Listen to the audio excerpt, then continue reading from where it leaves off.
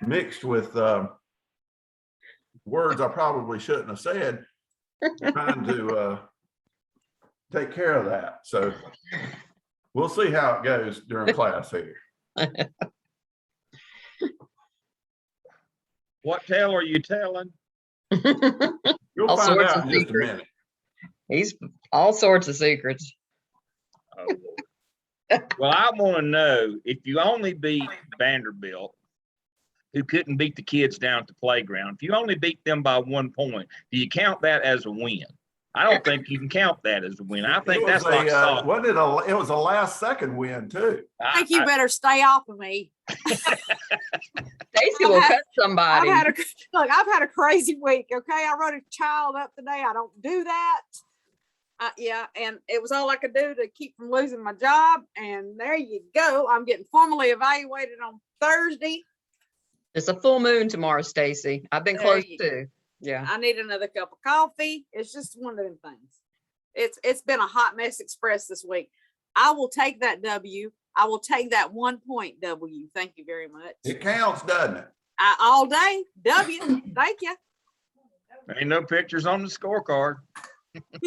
He gave me the same grief when Wake Forest beat Syracuse. He was, you know. Yeah, but Syracuse is not as bad as Vanderbilt. I mean, seriously. I heard they called the local elementary school last week and said, come get these kids. They're beating our team. They're down here at practice. You just need to roll that back a little bit. That Vanderbilt bunch, I'm telling you what. Look, I saw they're in the SEC. It counts as a conference win. That was going to be my argument. That was going to be my argument. Is I saw that this was the first win in, I don't know, since I was in short pants for South Carolina over an SEC team. And I thought, can you really count Vanderbilt as an SEC team? Don't they have to eat at the kids' table at Thanksgiving? Can you really call them SEC? You better be glad you're not close to me right now. I'm teetering on the edge. I promise. Today is not today. What's that song back from the 90s? Don't push me. I'm close to the edge. Trying hard not to lose my head. Ha ha ha ha ha ha. Yeah. I think it was the way it went. Yeah. I'm glad y'all know songs from the 90s. I stopped at the end of the 70s. Yeah. I'm technically an 80s girl, so if you need to know anything from about 81 to about 89, I'm really good. I know a little 90s. I can go back to 70s. I even do a little 60s, but yeah.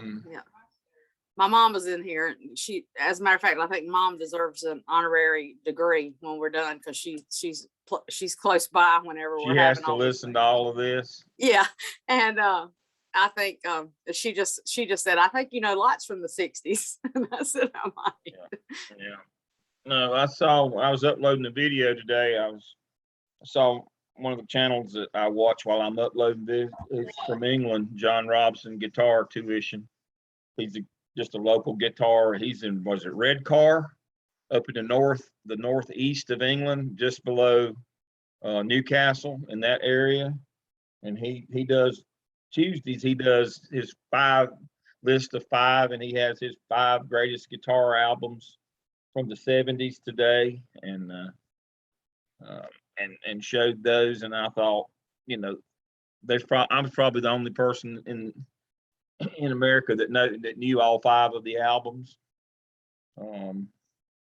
He had Boston, Boston's debut album, Boston 76. He had Frampton Comes Alive, same year. He had Black Rose by Thin Lizzy, which was the Steve Moore album, which was really good. He had Pink Floyd, Dark Side of the Moon, not The Wall, but Dark Side of the Moon from 73. And then he had what I consider to be the greatest album of all time anyway, Derek and the Dominoes, the Layla album, Duane Allman and Eric Clapton from 1970. Those were the top 5.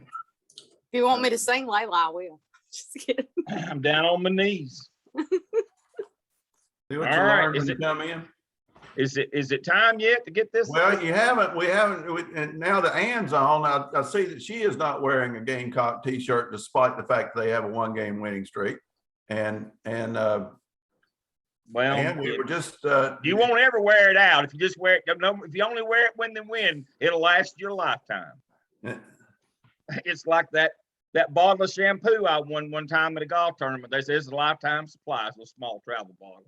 It's a lifetime supply for you, Dale. You'll never wear that Gamecock shirt out. You just wear it after a win. So I'd wear it. Ann was at the game, weren't you, Ann? it was exciting. It was the last second win, I right? was. Yeah, said we Zip, stayed until the very end. It was exciting, but we shouldn't have been down that much to begin No, with. never. But I did put on Facebook Zeb Nolan for president. So, it is what it is. And he was like was it a walk-on or something? No, he's a graduate transfer. Graduate transfer, okay. Yeah, that's right. My mother just said they bought him from somewhere. Yeah, well, that's true. I tell you though, that I'm that graduate transfer business. I don't think that's a good look for a lot of colleges. I just don't. No. Well, he was actually a coach. He was actually a coach, and he had Well, a he year of can't- yeah. eligibility. left, Graduate and they- assistant coach, wasn't he? Yeah, and Yeah. they said suit up. And he said, "Well, all right," and did. So Yeah, I'll take it all day, because apparently Doty's out for the rest of the year. He's having yeah, foot surgery. but I saw in that in cases Gamecock. like that, I get it, but that's a bad look for your program. I mean, it's hard to sell recruits to come to your school if you're going to recruit over top of them with graduate assistants. They've sat back, carried the clipboard for 2 years and wore the headset, and not played and not played any for 2 years, and it's time for them. Then you bring a one and done grad transfer in over top of them. You get what you deserve when you do that. That won't go well for you. It might be a quick fix in the short term, but it won't last long for you at the good programs. It just won't. You're exactly right. My mom said we do what we got to do. Okay. Yeah, So- That's right. That's right. Especially now while he's building the program. Yeah, I'm all about it. that's one of those pragmatic moves you have to make, but long term, No, I don't. that's like what is it? Dogs chasing cars or pros putting for pars. That won't last for long. All right, Dale, before we begin, I want to exercise here with this class. So I need to share the screen here, and I need the class to all put your microphones on. I hope this is not going to get feedback, because we're going to have a sing-along here, because this weekend, if you see the share, this weekend, it's going to be hard to pick up on this. This weekend, I had to go to Goldsboro. And you go through Raleigh and then head southeast down the way to exit 306. You come to Jones Sausage Road. And there I was, stuck in traffic. And every time I try to take a picture of Jones Sausage Road, a truck would pull up on the right-hand lane. And so I finally got it, but it's not a good one. But that right there is Jones Sausage Road. And so for all of you, with your microphones on, I ask you, what does Jones Sausage do? Make They make sausage. And what do educators do? Teach children. Dr. Lamb, you have inspired a group beyond anything you could ever dream. And so everybody, I want you to know, because that is proof, that Jones Sausage Road, exit 306, Mary was the only one that could confirm that in this class. Now all of you know, we have a picture, and you can see that that was not digitally enhanced. Jones Sausage Road right there for all of you to see. It was an emotional time. And, I had to wipe some tears as I went by. And then I had class over the weekend in Goldsboro, and dang, if I didn't have to come the other way, and there it was again, Jones Sausage Road. And I just thought, why am I staying on the highway? Why not veer off and see what I can find down the road? But I decided it was good to get to my destination. So That's all I have, but you folks have outdone yourselves, and forever and ever, you will remember Jones Sausage. All right. As a follow-up to that, one of our There is no follow-up to that. Yeah, there is. As a follow-up to that, one of my doctoral students that I met with yesterday, she's not in EDCI nor is she in EDLS, but I followed up with her yesterday, and same thing. She's doing her DIP, dissertation in practice, is she's a fifth grade teacher, is a counseling mentoring program, and she's talking about test scores going up. And I said, well, wait a minute now. And she said, well, you know, if kids behave better, they'll score better. No, I don't know that either. So you folks do know something that a lot of folks in the world don't know. That simply, if you want kids to learn more, you have to teach them more. Simply get them to come to school more frequently or behaving. That might be the first step. That's kind of the precursor, but that won't do it. Instruction's what matters. And so tonight, our case study, will cheating but strike Bobby out? So I'll share my screen right quick, and so make sure that we got the right one. What, we got 2 groups? Did we divide you into groups of 5? Is that correct? Is this thing on? Hey, Got 2 groups. 2 groups of 5, and so we're going to have our groups tonight.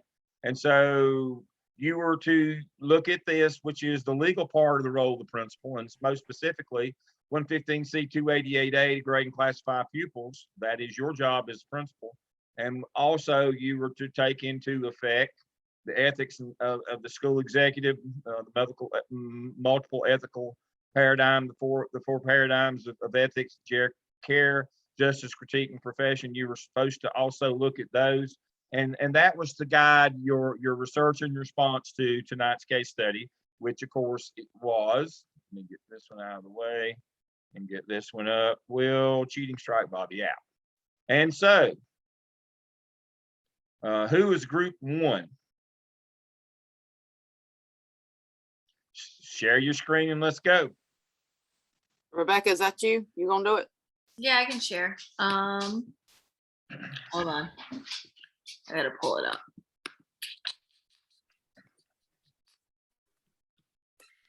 Oh, hold on. Let me get him out of here. He's got a toy. Let's go. Sorry, dog wanted to play. Okay. Here we go. Share. Okay, so group 1. That is Stacy, Leah, Phyllis, Ann, and myself. So we already talked about that. Bobby was caught cheating. The policy is that his grade will be failing and he must attend summer school to retake the class. His uncle, Mr. Michaels, he's a board member and he's a big supporter of the athletics and is a very loud advocate, or can be, especially for his nephew. So there was some issues with that. So the first question was, what should the principal's course of action be?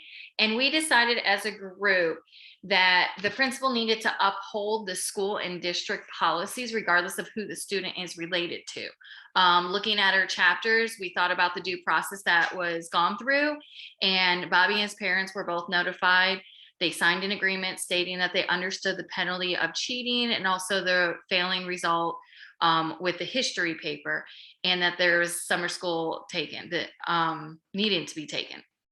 We also talked about, then the teacher had a discussion with Bobby about it and that he admitted to cheating. So she, with the teacher representative, went to the principal to continue the process. We also— Can I stop you right there? Yes. Are we sure the policy says that Bobby can fail for the year if he cheats or have to go to summer school? Are we sure that's what the policy said? I thought. That's not at all what it said. It said may receive a failing grade on the assignment. You can't assign a failing grade for the year. You may receive a failing grade for the assignment. You say, well, Dale, how are we supposed to know that? Well, because zero tolerance says you can't fail a kid for the year over an assignment. Supposed to read zero tolerance law, which means that no matter what, the most you can count anything is the state exam, 30%.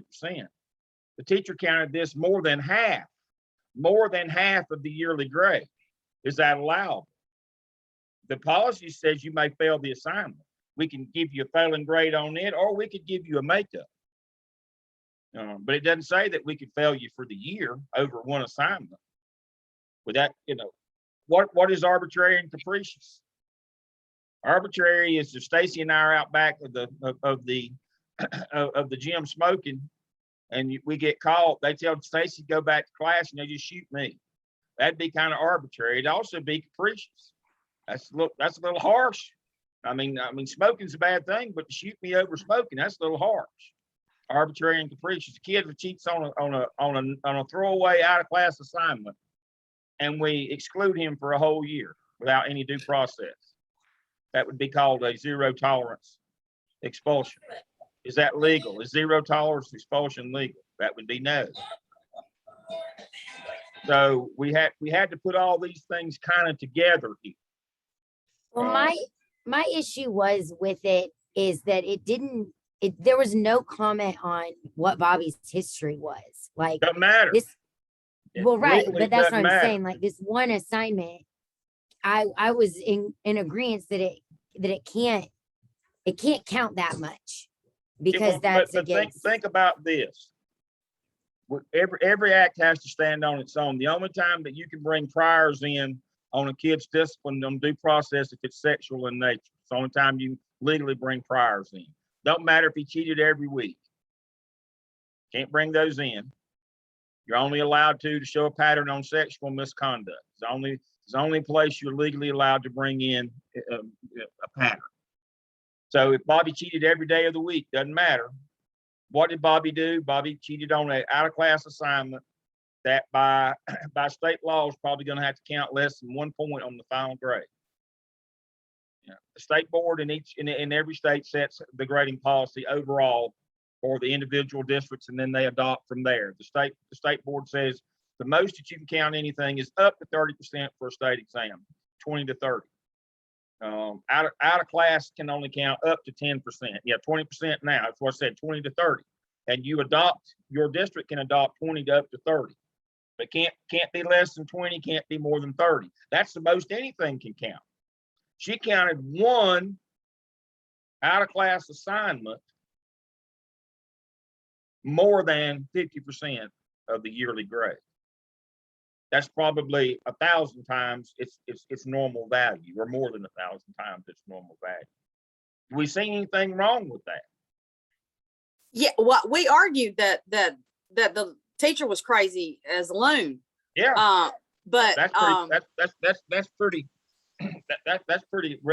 evident. right. And especially when she came in guns blazing to the meeting. But where I guess I didn't see that in the information that you gave us to look at for this. Yeah. Where's that zero tolerance thing that you were talking about? It's in the reading that went along with this.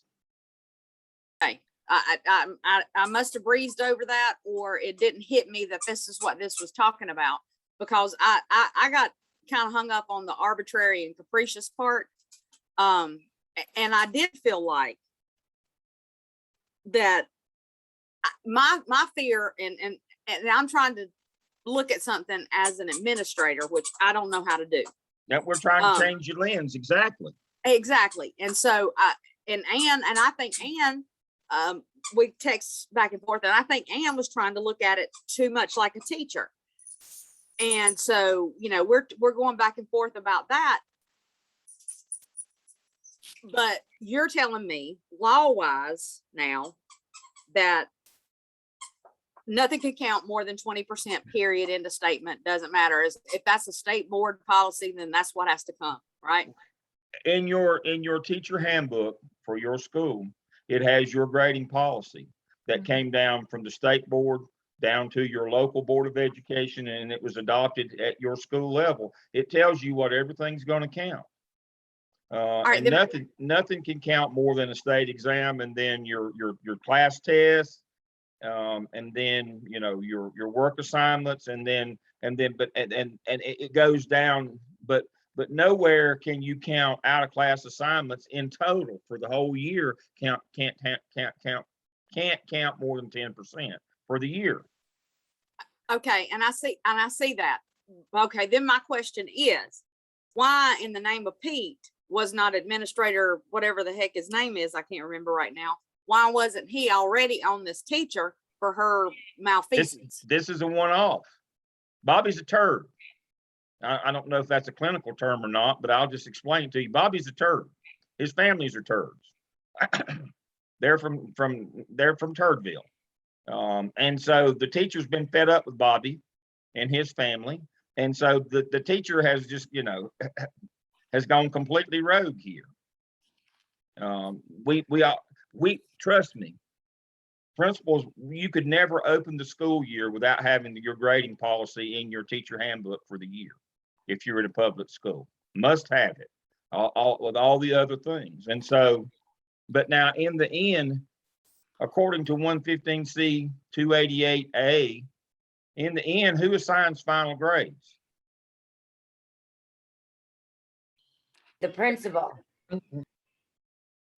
So while the teacher can assign it, but you have to be the one that signs off on it here. And so that becomes the issue here. What do you do? You know, this is when you say I'm failing a kid for the year, that's an expulsion for a whole year. He has to wait a whole year to go to the 9th grade. That's a year-long expulsion.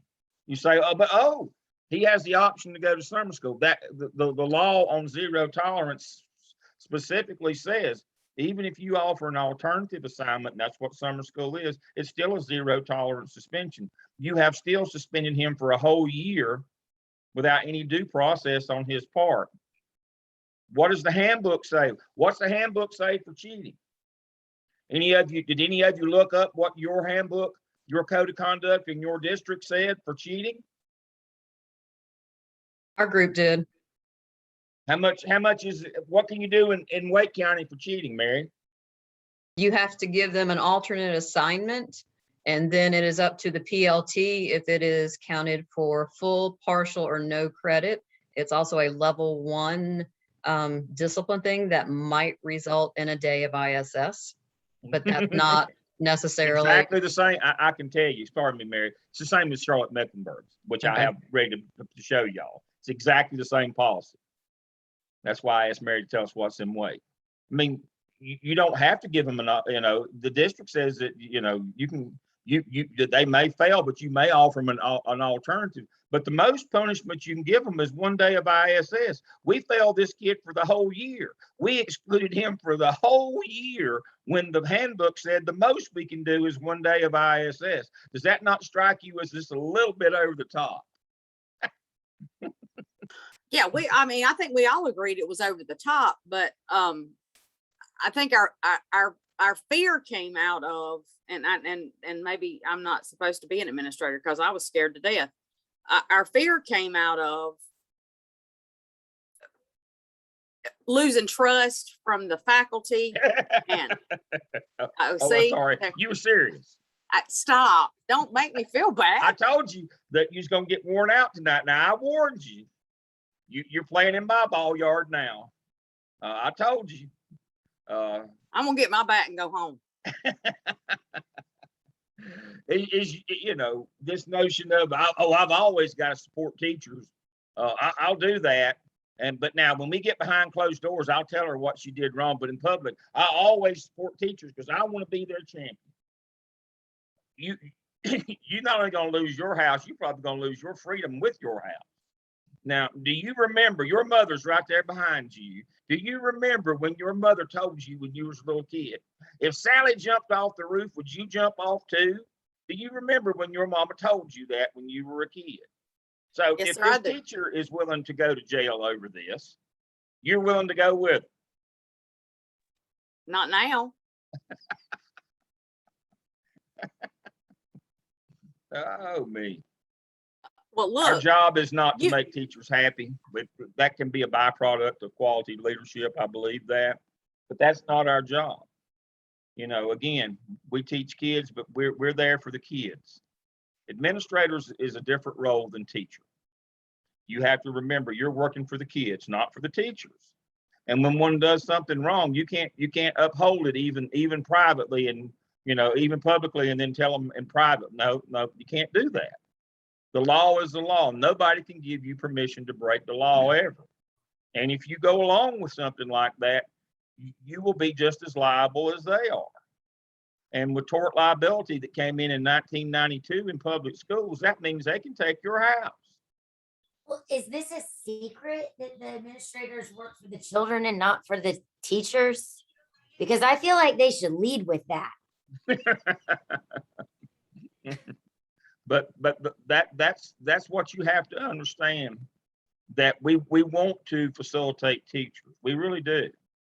And we want them, we want teachers to be empowered and facilitated and those things. But in the end, we can't just always blindly go along with things that they do, because sometimes they do bad things. And quite intentionally do bad things. And we're going to talk about that in a few minutes. Let you continue on with your presentation. Well, Dr. well, I Lamb, don't think we need to Dr. now. Lamb, yeah, Dr. Lamb, listen, I finally got a little voice here and I'm going to use it right now. Because when it comes time for me to say something, I'm scared to say anything. So I'm going to need you to go ahead and just tell us about the justice, the caring, and everything else, because professionally, because we started out, we had a conversation and thought we understood what was going on. I didn't know about, that 50% of the grade. I didn't know that part of it. And so I'm scared to say anything else. When it gets to me, I'm going to say my voice is gone. Oh, Lordy. I mean, because I didn't quite understand the paradigms. I looked at it, but now that you start talking and you're sharing some things, giving us some insight on things, I'm Me and Phyllis getting our bats and going home. oh yeah. I mean, because I maybe understood it a little different. I don't know. Stop your share just a second. Okay. Let me do my share. All right, so if we go to case study 1, case study directions, what to do here, and here's Bobby, and you're to look at it, answer these questions, and you're to use this, lesson plan role, the principal. You're supposed to see that law that it's up to you to grade and classify. In your reading, you would cover zero tolerance. In your materials,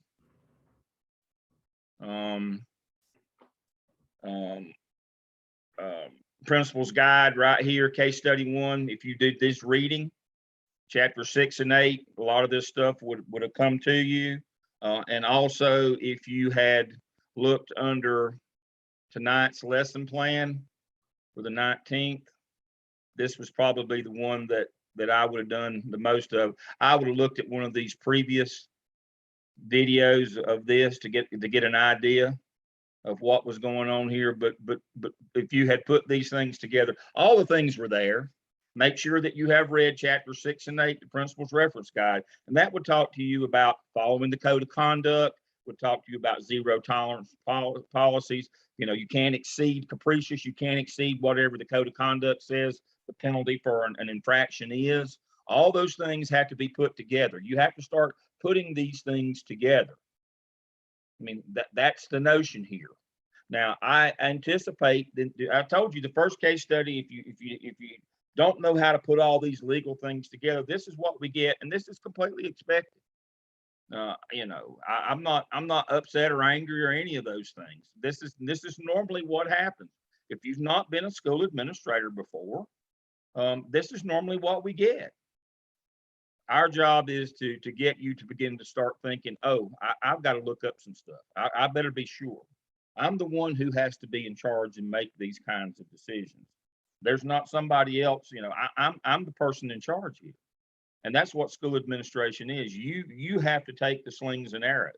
So you better be sure, you better know what the law is, better know all the policies. What is the grading policy? It's in the handbook. What's the code of conduct? It's published by the district.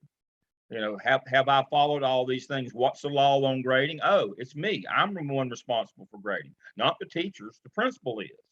Oh, that's on me then. I'm the one that has to make this decision. And then understanding, what is my role? My role is to make sure that kids get what they're supposed to get, that somebody teaches them, treats them fairly, that I am the person responsible for that. And so don't feel bad that this first one that you didn't catch on, you didn't put all the pieces together. They're there, but you've got to start putting them together. And so as we move through these legal case studies, they're a little bit more difficult than what do you think on the political case studies. I told you the legal case studies are very much more involved, and they're a lot more intricate, and they're harder. They're going to be harder as we go. But our idea is if we tell you to do it the right way the first time, you don't tend to learn near as much. This is the expectation the first time. And I told you, I'll poke a little fun at you and do that, but it's meant in, it's not meant to be ugly or that, but it's the notion is it's a way to learn that the law is a lot more serious than just making political decisions. Making legal decisions is a totally different realm, and the consequences you're playing for are much higher. As I told you, I can't keep you from having to go to court. If you're a school administrator long enough, you'll go to court. The deal is don't lose when you go to court. That's the issue. How can you make sure that you win when you go to court? So let's go back. Let's go back to our presentation and let you continue on, and I'll continue. Let's look at your reasoning for the things that your arguments that you made. I had a question though.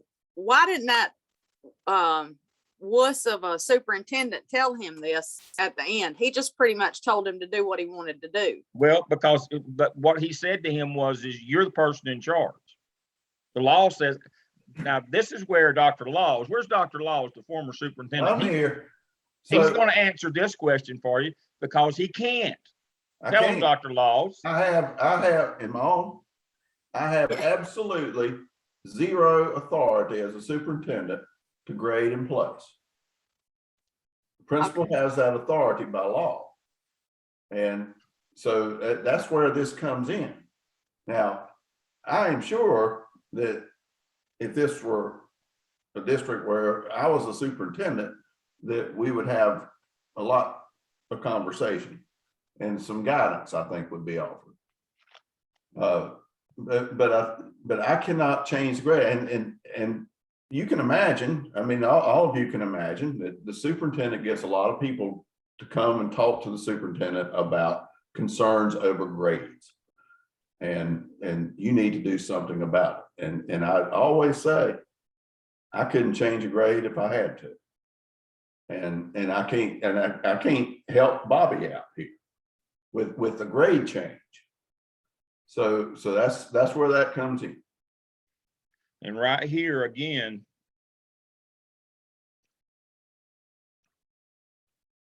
right here, 115C288A.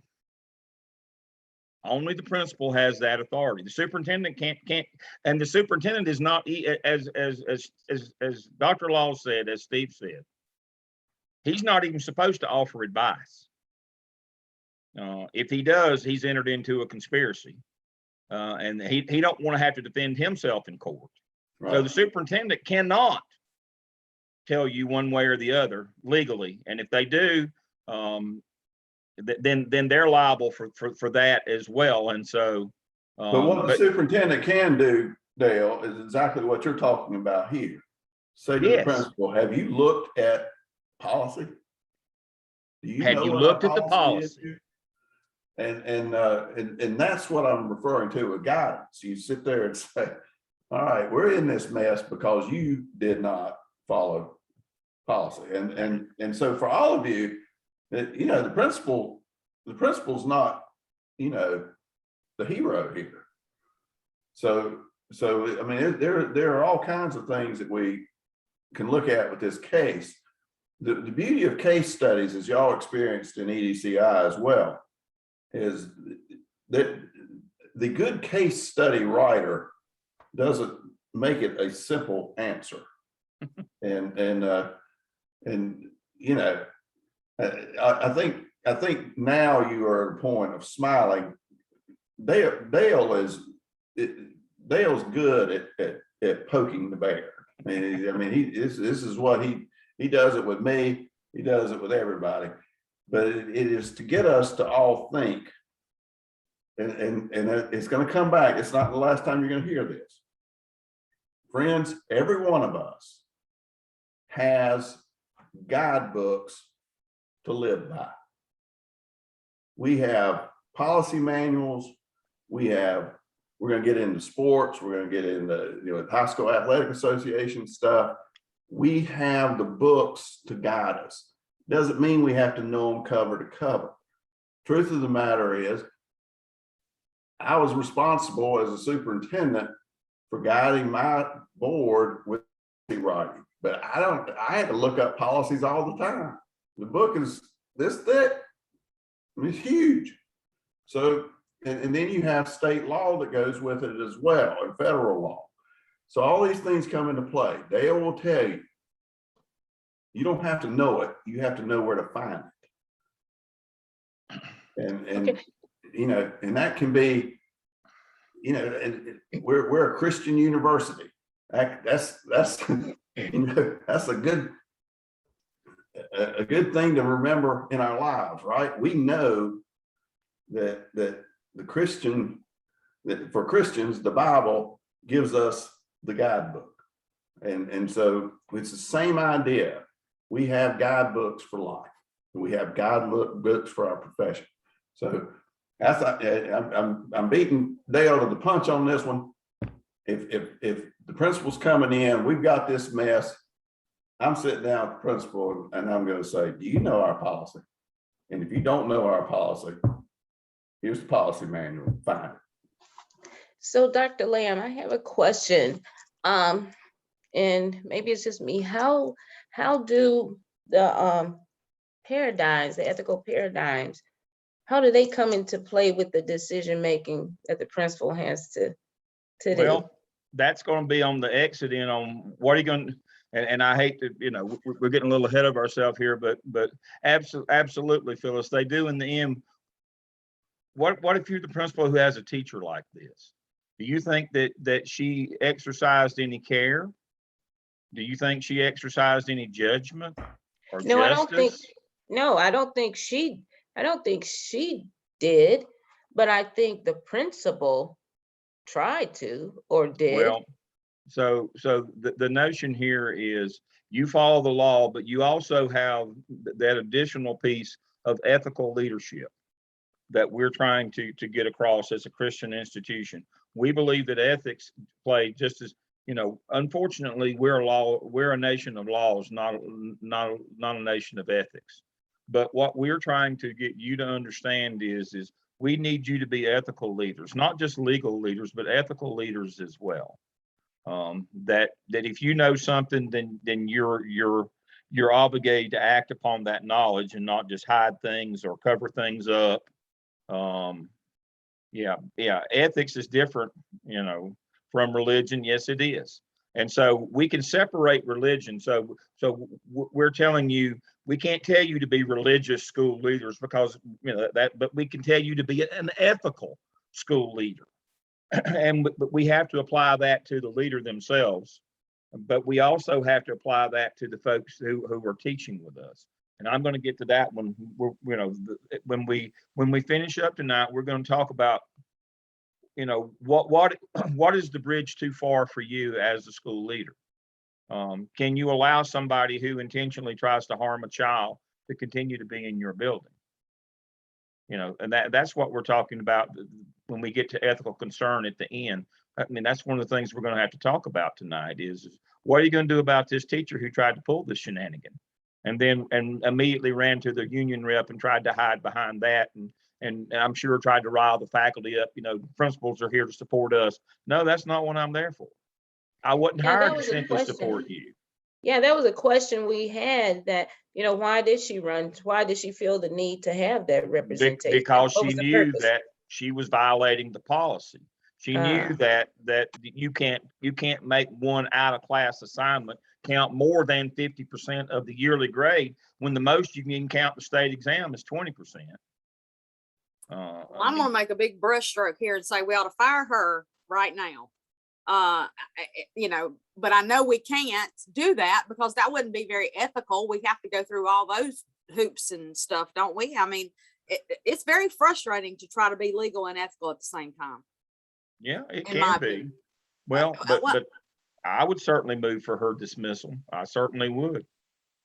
I mean, if she's doing this on the regular and not just to the turd that is Bobby, the Bobby, baseball player, if she's doing it on the regular, then yeah, we should fire her. But I didn't.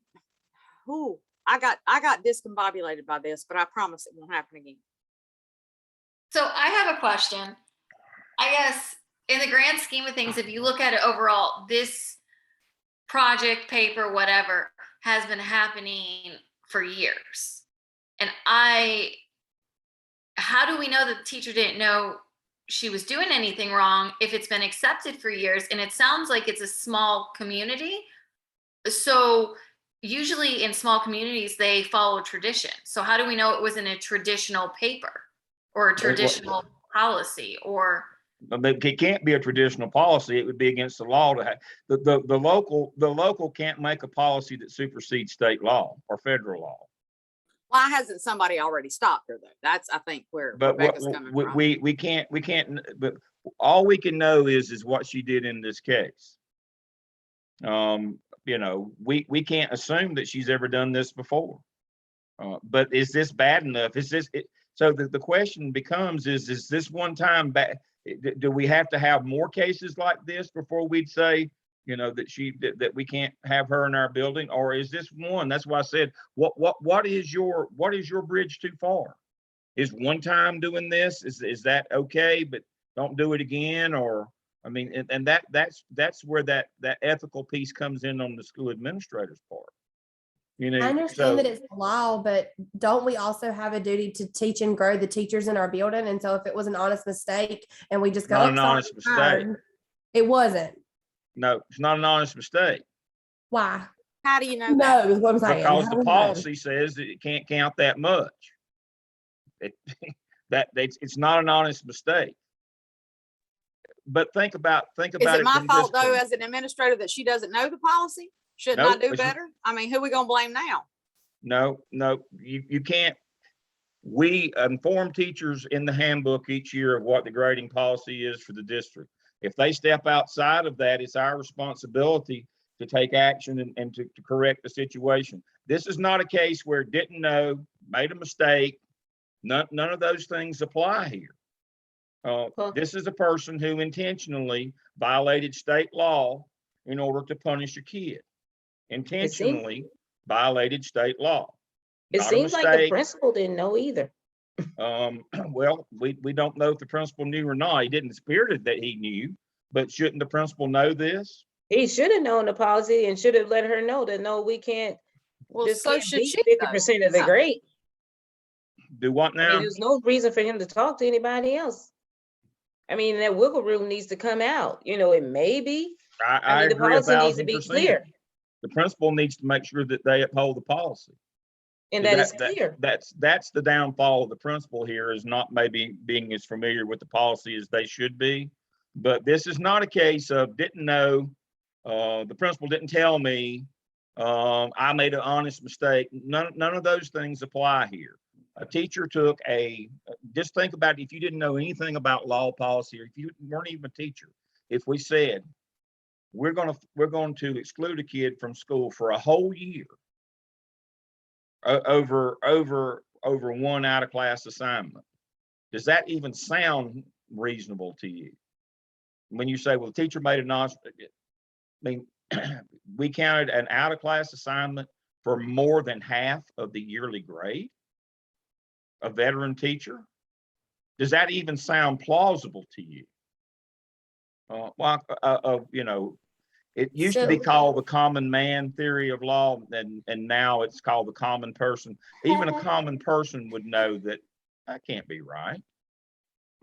I just have a question about grading, like grading percentages and grade books. Like that's a principal's job to follow up on that stuff is being calculated correctly when it's being put into the school information system, correct?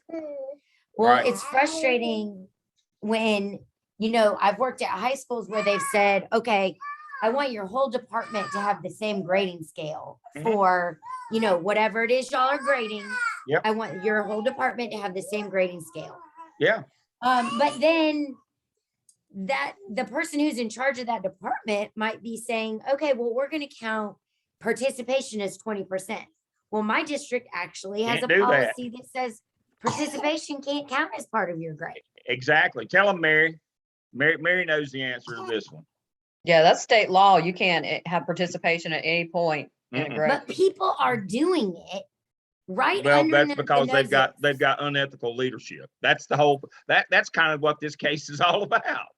They've got unethical Okay, leadership. I just wanted to make sure that I'm seeing like the big That's picture why I said, you've got and the to big put the scope of ethical. what this case is about. Yeah, this is a case where a teacher clearly violated state policy, local policy intentionally, and assigned a year-long a year-long expulsion from school, which violates federal law, by the way. Zero tolerance is a federal law. So we had a violation of local policy, we had a violation of state policy and federal policy by the teacher. And to Ann's point, and to Mary's point, we have an administrator who's not doing the right thing. And so this is a case within a case. I told you these cases are more complex. And so the failure here is we have a teacher who violates federal, state, and local law, and an administrator who has an ethical issue. So it's a case within a case, but it brings in so many different pieces here. That's why we love this case. Of all the cases, we love this one the most, in that this is how you end up with multi-million-dollar settlements against your district. You have the perfect storm of things happening here. You have people with, you know, that have some political wherewithal and some financial wherewithal. You violate state, federal, and local law. You have a leader who at best is clueless, at worst is unethical in position. And this is how you end up with multi-million-dollar settlements, and how you end up as the administrator losing your house, because they don't just sue the district, they can sue you as an individual. Because in the end, who's responsible for that grade that the teacher assigned it, but who's responsible for it? That would be the principal. And so I'm not losing my house for anybody, so I can say I can be the teacher's champion. Yay, he supports us. No. My family comes first before you. So can I ask you a question about something that happened today? A principal at a different school emailed me because I am a teacher at an alternative school. And at the end of last semester, so right before summer break, a student who scored a 77 first quarter and a 47 second quarter of the class of the semester, he then failed to take his exam on time and then did not take it on the makeup exam date. And he did take the exam because it was a Mastery Connect exam, so he had access online. He did take the exam, and the principal at the time decided to not approve the exam grade as able to count because he had not done it by the correct date. And now the mother is fighting for him to have his geometry credit. And I'm like, this is a mess. And so what the principal is saying is because of state testing law, that it's outside of the testing window for reliability. You know, that's one of those things. Is that what we're talking about here? Outside of I the state mean, window, but the state basically testing window? all the kids were taking exams at home because of the pandemic and because of Mhm. these, you know, irregular circumstances.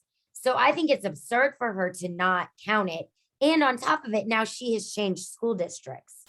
So we Okay. can't like go back and hold her necessarily accountable because she doesn't even work for Charleston County anymore. Yeah, but the principal, again, it's not her. She ultimately didn't assign the grade. Ultimately, it's up to the principal to say, you know, that assigns the grade. It's not the teacher. So whether Right, the she's there teacher was or not. me, but the principal is gone. Yeah, but when you become a new principal, you assume those kind of issues and problems. But now this is a different question, but it's related in that the state sets testing windows for reliability. You know, we have you folks are experts at reliability and validity. I know you are. Reliable is you know, did we do it the right way, and validity is, does it measure what we say we're measuring? The problem that you get into with any kind of assessment like that, if it's outside of that testing window that the state sets aside, you'd have to get a waiver from the state. Now, where's Dr. Laws? Is he still here? He used to be the king of waivers when he was in Wilkes County. Now, if you got a waiver, you could do it, but you would have to apply to the state for a waiver in order to count a test that was taken outside of the established testing window. That's one of those things that we get those even Okay. in non-pandemic times. We'll That's look just, into that then. pardon? I said, I'm gonna look into that then. Yeah, but no, the principal would have to apply, or the superintendent would have to apply for a waiver. That would be him. Principals don't apply for waivers, superintendents do. I mean, I remember when Dr. Laws, the superintendent in Wilkes County, got a waiver on the number of school days, which some people said could never be done, but he did it. What you got went down to what, 145 or 160? 162. 162. Superintendent is the only person who has the authority to ask for a waiver. So the principal can't can't do this. Only the superintendent can get a waiver from the state. And there is a window set up for testing. And if you're outside of that window for reliability issues, it can't be counted. And no, the principal does not have this is the exact opposite of this case. The superintendent does not have the authority legally to change this grade. Only the principal is in charge of that. Conversely, in your case, principal can't say, yeah, I'm gonna count that. Only the superintendent could apply for the waiver that would allow that score to count. Again, you got to Okay. know the rules. You don't have to remember all this stuff. You don't have to have it in your head, but you got to know where to go and find it. Right. That's the trick. Just like they teach you in the Army. Find the manual. Okay. Read the manual, follow the manual. But you got to find it first. That's My head's always the going. trick. And so you got to know, you got to have a general broad outline of what's federal law, what's state law, what's board policy. And you've got to develop this sixth sense as an administrator. When you know that maybe I'm in water a little too deep, or I'm out of my area of expertise, I better call and ask somebody, or I might better look this up, or we got somebody in the central office who this is their area. They can help me out. And so recently, Dr. Laws mostly, I just do the paperwork. We started a new program initiative with the school district where we did a partnership. They're trying to do a leadership academy, and we did a partnership with them. We got it up and going. It's actually going. It's going to be great and all that. But we had to do a legal contract. Well, you know, so who was my first call to? Our legal counsel at Gardner Webb, and said, all right, how do you want me to write this thing? You tell me what you want in it, and I'll pull all these pieces together, and I'll write the contract. But now you need to tell me up front what you want in it, because you know I'm not just going to go off on a tangent here, and so you got to know who to make that call to. If you're not sure what Gardner Webb wants, we got a new general counsel at Gardner Webb, first time ever. What do you want in your contract? I know what used to be in the old contracts. I have an idea. I've done this, you know, I know how to do this stuff, but you tell me what you want. Tell me what needs to be there. And so You need to have these people on speed dial. And one of the things that we're doing in this partnership, collaborative partnership with Gaston County Schools is they're on Saturdays, they're having clinical residency.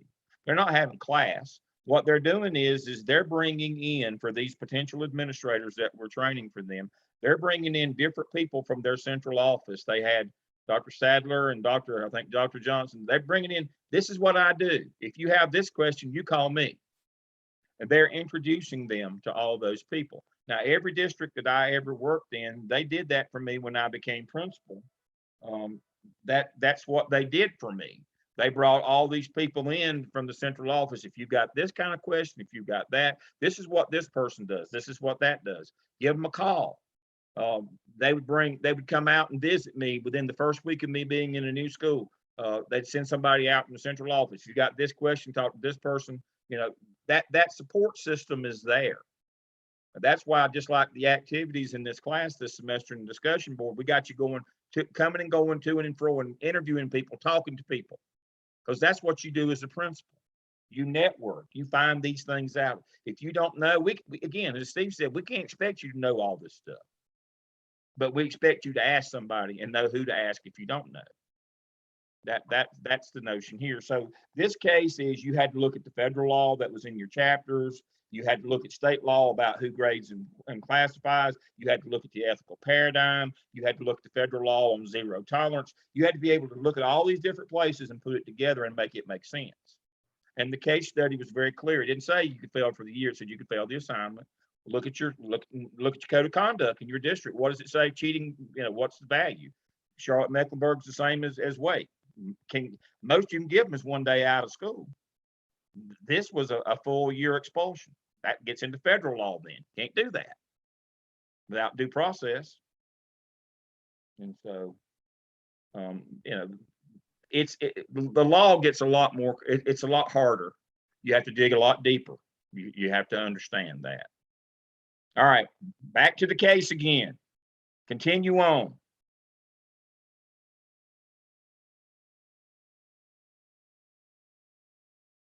You got them reluctant to continue on. Okay, so I think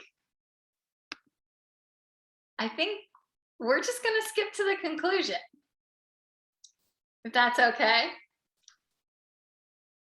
I'm sorry. What was the question? I had to So answer. we're gonna skip to our conclusion. All right, that's fine with me. So our group feels that from everything that we saw and we looked at, and we know that we were incorrect, but our group feels that the principal should uphold the policy to be fair and objective. This will show support to his teachers and present the school and school staff as a united front. And additionally, extracurricular activities, which we found in the case courses, are a privilege. So the fact that, the summer school and the whole thing about him missing, we looked at it that was a privilege to do. And also that courts have ruled that athletes can be held to a higher expectation for the school. They do represent the school. And we also addressed that the policy needs to be reviewed, and it should be done with the Board of Education, and create a new policy, adjust it or change it, but it should be effective after this year. All right. Let's keep that slide up. All right. Oh gosh. Let's go down the line here. All right. In the adult world, what is fair in the adult world? Fair is a very much an early adolescent middle school concept. If you've ever worked in middle school, that's kids are just consumed with the notion of fair. In the adult world, what is fair? I can tell you, it's where you go in the fall of the year to get a corn dog and ride the Ferris wheel. That's what fair is in the adult world. So you have to dissuade yourself as a school administration of the notion of fair.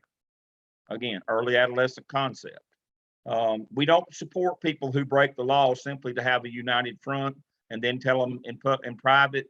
That won't work in court. When you go to court and they say, why didn't you, it was your legal duty to do something about this. Well, I told her in private. That won't go well in court. That portends that you were aware that you were breaking the law and you did it anyway. The judge will be extremely harsh on you for doing that. That is an error of commission, not an error of omission. You intentionally. Goes back to the negligence statute. What are the three? What are the three paradigms of negligence? First is nonfeasance. You didn't do anything. You should have. You didn't do anything. You know, malfeasance. This is the paradigms of malpractice, by the way. You know, malfeasance. You intentionally did the wrong thing, and that's what this would be. That's the worst one when you go to court. If you intentionally did the wrong thing and you knew it was the wrong thing, but you did it anyway, that's when they may take your liberty. They'll take your property if you lose, but they may take your liberty if you intentionally. They may put you in jail if you knew you were breaking the law and did it anyway. That's malfeasance. Nonfeasance, you didn't do anything, and then misfeasance, you did the wrong thing, but you didn't do it because you were being malicious. You did it because you didn't know any better.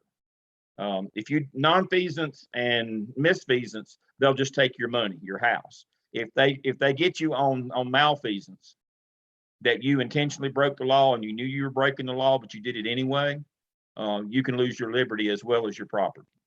Got to remember that. It's bad enough to lose your house, but if you have to move into a local jail cell, that's not too much fun either. So you got to remember that. In terms of extracurricular activities, that was just thrown in there to throw you off. This wasn't really a case about extracurricular, but they are a privilege, not a right. But the notion of the extracurriculars is that you can't fail a kid for the year or exclude a kid and then offer him an alternative assignment and say, well, we offered him an alternative assignment. That was his, no, that still doesn't stop. That still doesn't change the fact that you broke federal law, which is a zero tolerance expulsion. You can't expel a kid for a year without any kind of due process. And so the policy there, the policy doesn't need revision. There is a policy. State policies in place, local board policies are in place. Now, that's what that half day teacher work day when the staff has to get together and they hand out the new staff handbooks every year. Now, the principal may not have handed it out, but it's in there. It has to be. You have to turn those into the central office before the first of the year. Your handbooks have to all be turned in to make sure that you're covering yourself legally with all of these kinds of things. Grading policy, like Steve said, there's probably more complaints about grading policy than anything else in the school business, especially when you get down to scholarships and what's that person called? The number Valedictorian. Valedictorian and salutatorian and all that. Oh, trust me, and weighted grades in high school from IB, does it count more than AP? And trust me, grades are the biggest. That's why we start with this case study. That's the biggest issue that you're going to have as a school administrator is grades and something and the things that revolve around grades. You got to know all this stuff. You got to know that ultimately it comes to your door. The superintendent can't bail you out, and they'll just tell you go back and review the policy. That's all legally they can tell you to do. So I have a comment. You can stop your share now. Oh, okay. I was thinking about like Power School, and I'm not sure what South Carolina has. They do. I was there, but okay. So like my district sets up my quarter one, my quarter two, and my final. There's no way I could even have an assignment like this. Is everyone set up like that? And supposed to be. It's supposed to be set up where now you could have class assignments like this, yes, but now your exams are already weighted in Power School. You're exactly right. But remember, this was just a throwaway class assignment. Now teachers assign those all the time, but understanding they still fall under the same rules that everything else does.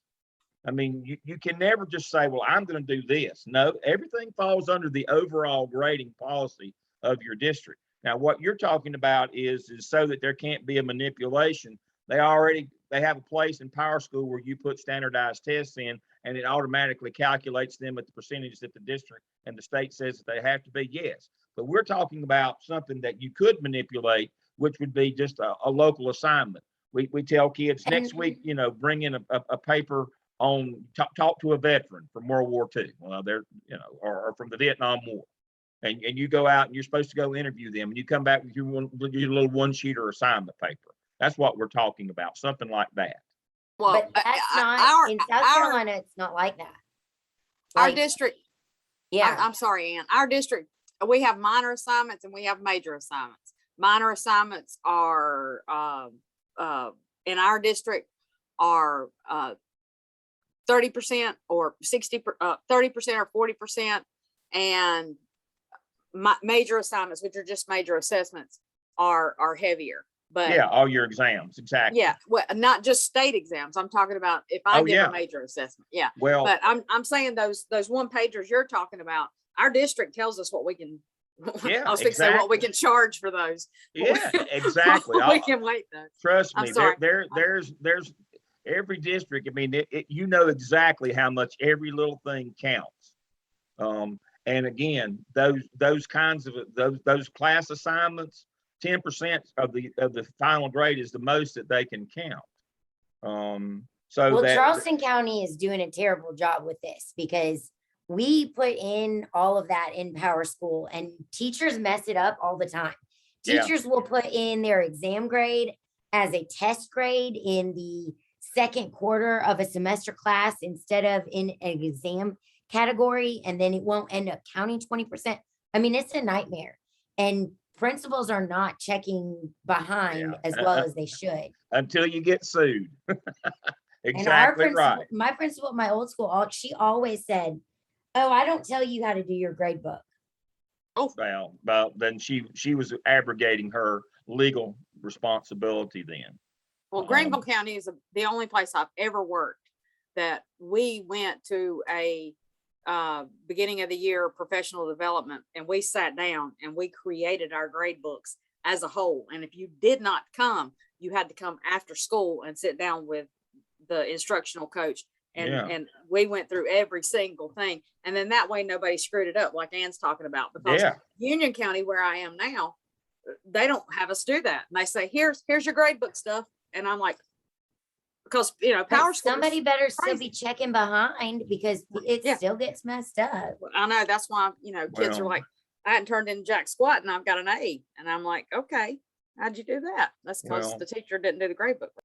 Mary can tell you in the large districts in North Carolina, the same as the large districts in South Carolina. Mary's worked in Wake, and I worked for years in Charlotte.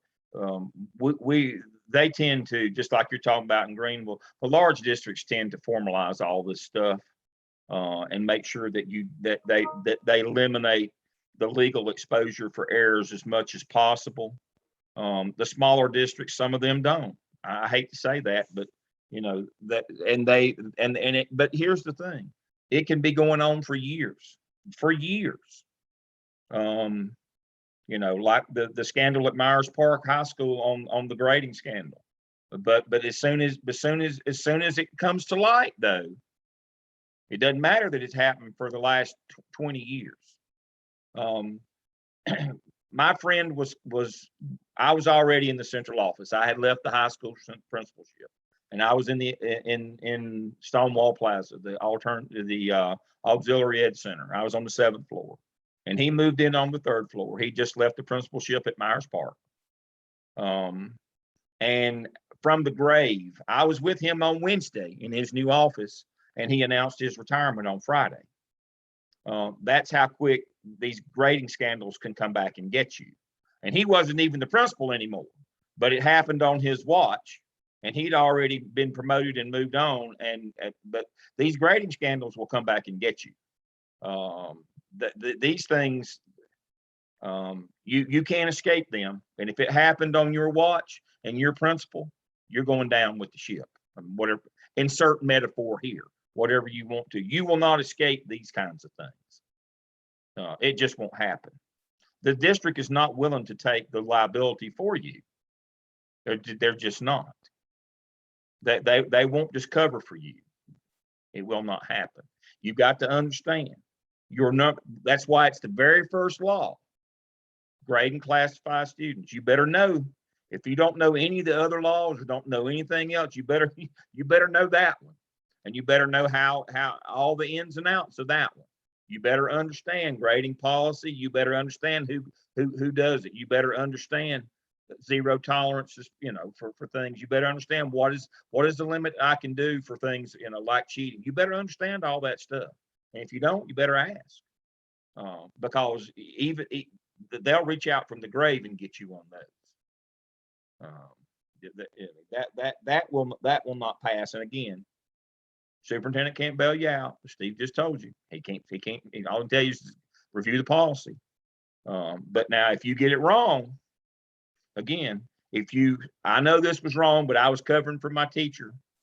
That would be malpractice. That'd be malfeasance. You can lose your property and your liberty on that one. So this is one of those cases where your freedom's at stake and your money. Don't get it wrong. Mary, I know you want to chime in. Mary, tell us what's on your mind. Just talking about, was it the Jones sausage or why am I getting targeted tonight? No, I guess because you work in a large district, and the perspective from large districts is a little bit different than from smaller districts. And one of the things that we're trying to get you to understand is you might work in a smaller district where things are kind of done on the good old boy system. But we're training you that you can work anywhere, that you can work in a Charlotte, you can work in Greenville, you can work in Raleigh. You got to know that even in the good old boy systems, when push comes to shove, they will sacrifice you if you break the law. You got to understand that. They set up things in the larger districts where you generally can't break the law. But the smaller districts aren't as tightly coupled. They will give you the opportunity to break the law. But when you get caught, they won't know you. That's just the way it works. Love you, mean Are you it. trying to scare the snot out of us so that we don't That's wanna my do job. this? Yeah, okay, thank you. Steve very much. told I you just- that look, the first night. The I will devil's be a gonna try to scare Walmart greeter, you. dude. It ain't nothing. That devil's gonna try to scare you the whole time, but it's the best job in the world. But his job is to balance out, me being grumpy old angry white man, with the calm and that we would be good cop, bad cop. But my job is to scare you, to get you to do the right thing. That's exactly right.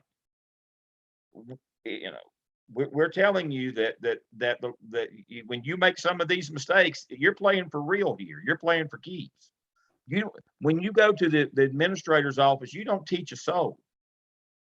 You don't teach a soul. Your value is in your knowledge and your ability to lead others. You don't provide value teaching kids anymore. But there is a reason. You're in charge. You're the person responsible. You're supposed to prevent things like this from happening. And if you don't, they'll your hide, as my mother would say, my old Irish mother would say, your hide won't hold shucks. If you get caught doing stuff like this as an administrator, because we hired you specifically to not do stuff like this and to keep stuff like this from happening. That's the reason why we hired you. You don't teach, what do we do in school? We teach kids. But if you don't teach kids, why'd we hire you? Well, we taught you to make sure that stuff like this didn't happen. That's your job. What does it say? First law to grade and classify pupils, to make sure that it's done correctly and that we don't violate anybody's civil rights or their equal protection under the 14th Amendment. We don't treat them arbitrarily or capriciously, that we make sure that they get their due process. That's our job as school administrators. If you don't do that, there will be repercussions. Yes, my job is to scare you. But if you know these things and you're conscientious, you're an ethical person and you're conscientious, you won't have a thing in the world to worry about. Steve usually says that. Steve, all right. Now you can pet him a little bit. I've whipped him all night. Now you can pet him a little bit. Well, okay. First of all, I did the K-12 thing for 32 and a half years. There aren't many that lose their house and lose their freedom. So there are protocols in place to take care of these things. I'm reminded of a story when I was a high school principal of a young man failed a course that he needed for graduation and did not do what was needed, and the parents had a little bit of clout in the community, and so the attempts were made for me to ensure that the young man would graduate. And in those days, and I think it's still to a certain extent, you go right up to the end of the school year and find out the day of almost whether or not you're going to graduate. So it's a little bit better now. I think you get 2 days notice. But all that being said, I get a visit from the assistant superintendent. Can't you do something about this? And then a call from the superintendent. Can't you do something about this? This is what Dale is talking about here. I didn't do anything. I did something about it. The student did not graduate because I had the teacher show me all of the grading protocols so that I could ensure that what was done was fair. And I like the young man. So at that point, and when I got the call from the superintendent, I said, "I'll tell you what, I'm not signing his diploma. If you want him to graduate, you be the signature, you make it happen." Well, I knew he couldn't do that because the law doesn't allow that. So these kinds of things are what happens. The good part of being a school-based administrator is there's power that goes with it, and it is good power. And so yes, Dale is I guess scaring in a sense, but it is a powerful thing to be able to back your teachers. So I'm going to flip the script because the math teacher who failed the young man because he didn't perform the whole year, and the teacher showed me all that she had done throughout the year or through the semester, we went on block system, for the young man, and all the things that needed to happen happened, and he did not perform a passing score. It's not hard to back that. So let's flip it. What I think this case study is, when a jerk messes up, it is so neat to want to get him or her. And so we have this opportunity. We have this opportunity to show this kid and his family, here's who's boss. And what this case study shows us is you better find another way to show it, because you can't back up your side of it. And so, all the other stuff, I agree with the group who presented. It is good for the administration to support the teachers. And Dale does too. He said that. He's just presenting you the negative side. And as soon as I read about Bobby, the young man that I did not change a grade for was a wonderful young man, came from a wonderful family. So it's not a Bobby situation. If anybody on earth I would have wanted to shake hands with that Friday night at graduation, it was that young man. He didn't do what he needed to do to graduate, period. The teacher showed me, I backed the teacher. That's an easy one. That is what we do as principals. And by the way, those of you who are not in high school, it's the same at every grade level. Think of the competitions with that. Debbie and I talk about this family that's just determined. They're going to do all they can they want their daughter to be in a gifted program. And you know all the protocols you got to do to get in a gifted program. And they're trying to pull out all the stops, and I'm sure including pressuring the teachers to do this, this, this, this. Friends, you have the protocols. You know what has to happen for a student to be identified. And so it's, you know, I think, you know, I can stop with that. It's a fun case. Every time I read it, I relate back in time. But I am going to say to all of you, you know, can something bad happen if you don't follow the law? Yes, it can. But there are nets to catch you. We just want you to remember that you have the guidebook. Follow it. And if you don't know what it says, then read it. Ask somebody what it says. And find another way as principal, and tell your teachers to find another way to get Bobby, but make it legal, because Bobby has been a thorn in your side for the whole time. And we are human. We understand that. If Bobby is going to pay a price for being a jerk, then let him make his own bed. You don't have to be the one that's going to be embarrassed by it. And that's what this case is about to me. Yeah. You know, not unrelated. Yesterday, I had an appeal from a graduate student in our program, because she took a incomplete in the spring and didn't finish it in the summer, didn't finish it in the fall, and she's asking for an extension into the spring. And both of the instructors said, no, you haven't done any work, you haven't contacted us, you haven't, you know, you've gone radio silent. And so I would love to give her some relief, but I can't do that.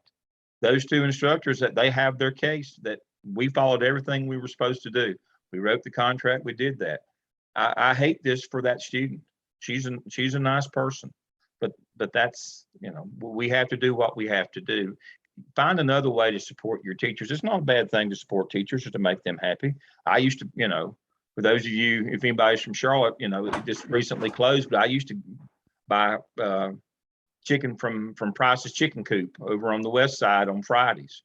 I mean, give them some swag, give them some gear, you know, find ways to support and let them know that you care about them. But you can't, because they broke the law, you can't jump in there with them. You just can't do that. All right. So before we move on, Jennifer was smiling a minute ago. I don't know if that was something else or if that was us. If you got something to share, I want to know what you were smiling about.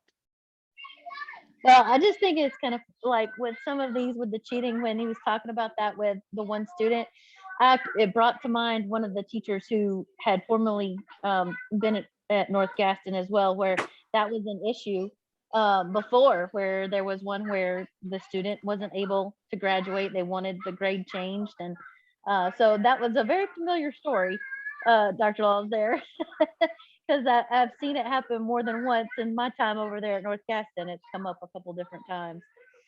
So Yeah. that's what made me chuckle to myself. Yeah, I picked up on that. I thought it might have been something that I thought you might have had a good story on him. I'm sure there's still stories circulating around him. And there is the high school where I was. And so, you know, can you believe he did this? I'm still, you know, some stories just never die. So after 20 years, I'm sure there's still stories circulating around. I don't even want to know how old Jennifer was when I was at North Gaston High School. So, but I will tell you, by the way, everybody, Jennifer was featured in the Gaston Gazette. And I've got to figure out how to get that link, but we're going to get it. It's a wonderful article. And Jennifer, I said, I know her. And picture right there on the front page. Well, congratulations. Thank you. Great. I was excited that it was a nice, good story about teaching and not one that, you It know, was a good story about teaching. You're exactly right, Jennifer. And I will tell you that many of you can relate to this. In Gaston County, the town of Dallas, northern part of the county, doesn't get a whole lot of exposure either. So it was nice to see a positive article. So I was That's great. very proud of you. thank you. I'll try to find that. I got to find that link. I read the paper copy, not the online version. So if you got the link to it, Jennifer, how about sending it to me? Okay, I will. I'm kind of inept in a lot of ways, and technology is another one of them. So Yeah. Well, we hold some truths to be self-evident there, Lincoln. So, all right. So, who's our second group? You got anything that y'all want to share tonight? I said the second group has left the building. We'll Elvis take has a left stab the at it. building. We're feeling brave. All Go right. ahead, Possum.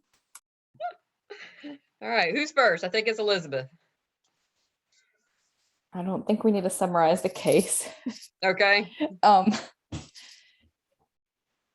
Yeah, Any- but I think, like I said, I don't think we need to summarize the case, but All right. our group talked, I think our group did a pretty good job about talking through some of the things, and Mary and Jennifer did their homework and looked at all the resources provided. So I'll let the next person take lead. All right, so that's me. So I dug deeper and I found that YouTube video and I watched part of it. And so I'll cite Dr. Lamb 2020, that a teacher cannot make an assignment count more than the state exam, which is max of 20%.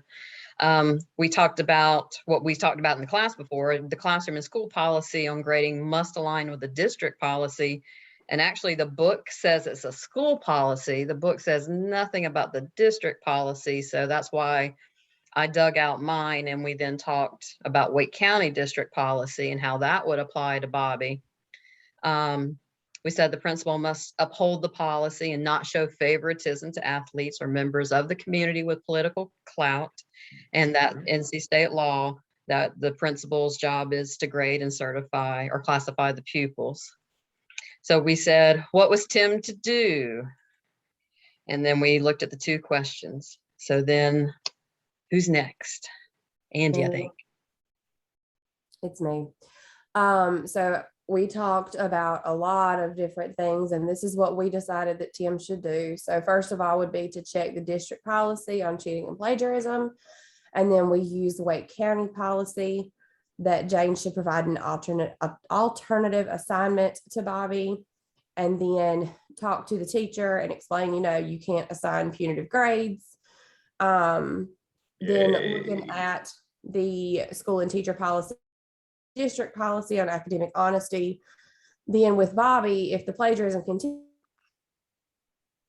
eligibility, and then finally going back to that Wake County policy, which Dr. Lamb said is also Charlotte Meck policy. We could consider assigning a one-day ISS consequence along with those level 1 offenses. Mm-hmm.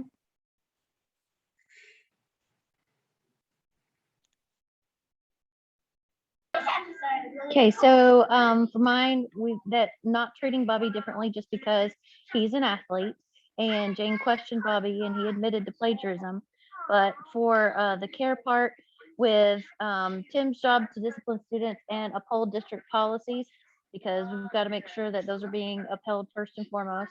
And Tim can follow up with Bobby while he's doing an alternative assignment just to keep them in line so that he doesn't make his same mistake again. That, one-on-one kind of counsel as you're going through it, and try to maintain open relationship with Bobby's uncle so that he doesn't lose that kind of confidence within the with the community and stuff as well, with the president of Chamber of Commerce.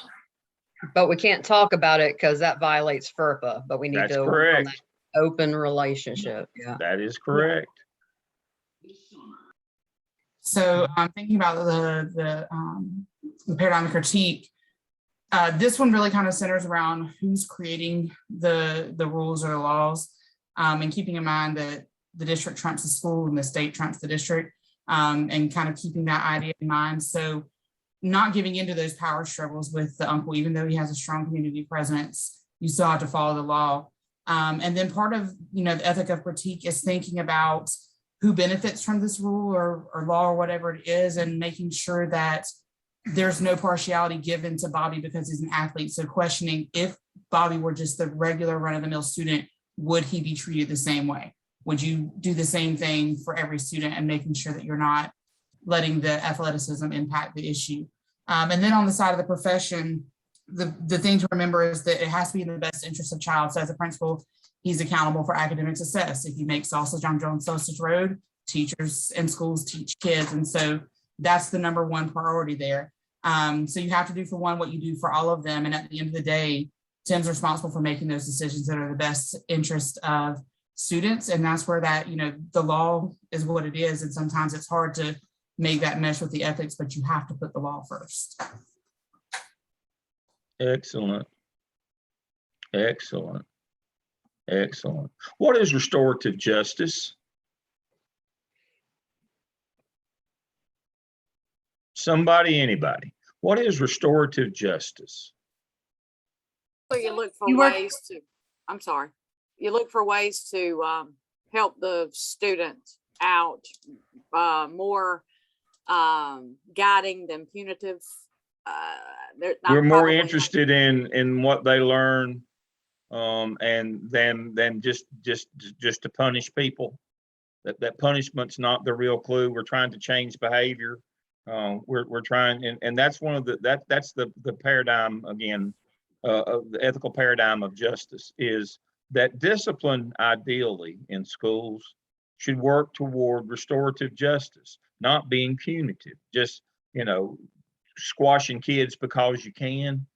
And we've all been in buildings where, the root word of discipline is to teach. Very good, Andy. We've all been in buildings where the administrators thought that they could punish their way to good behavior.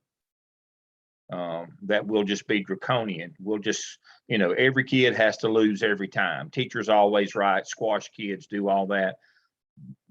Those schools don't work well academically either.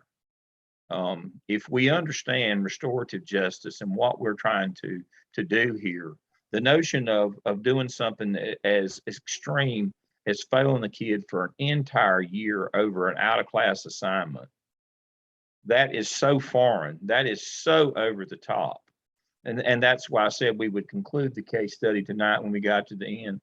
What do you do with a teacher who would do something this heinous? Is this as big a deal to you as it is to me? Maybe I'm just old school. Maybe you get to be a senior citizen. I see pictures of of kids and puppies now, and I want to get teary eyed. Maybe I've just got soft hearted in my old age. Now y'all might not agree with that. But truly, is this a big deal nowadays that a teacher would try to pull something like this off? Is this as far outside of acceptable behavior as I think it is? You folks are the curriculum. Y'all are the teaching experts. Somebody, is this as bad as somebody who can't teach? Is it worse? It's not as bad, or is it? I mean, a teacher who would do this, where does this, how does this register with you folks? I'm interested in that. I think it's worse, and I'm just gonna say that because I've never been that teacher. But even though we got the whole first part of the thing wrong, I think, I do believe that the teacher was totally misguided in that whole thing. But I've worked with people like that, and Yeah. I don't really know I don't know how you can teach without empathy and compassion. I don't know how you can expect to take students from point to A to B or anywhere else without some sort of let me guide you. Don't let me beat you down until you submit and do what I say. I have worked with so many colleagues who are that type of person, and it baffles me how they continue to get to teach. So, apparently they don't have administrators who know what you know, Dr. Lamb. So there you go.